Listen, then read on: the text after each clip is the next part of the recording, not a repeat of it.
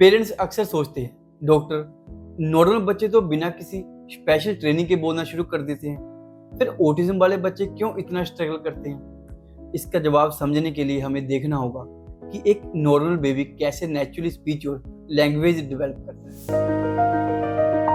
Brain processing कैसे होती है?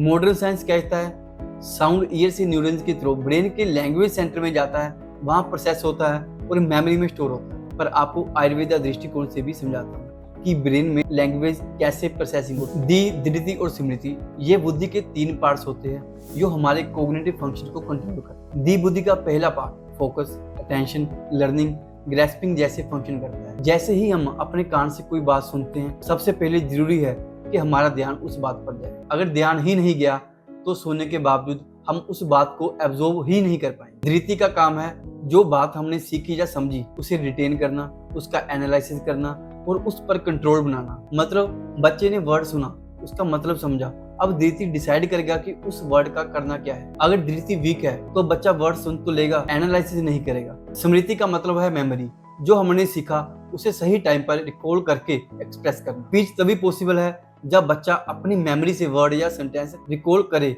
और मुंह से बोल पाए। और इसीलिए मैं कहता हूँ इंटरनल सिस्टम स्ट्रांग होगा तो आपके बच्चे का वर्ड, लैंग्वेज और कम्युनिकेशन खुद ब खुद फ्लो में आएगा।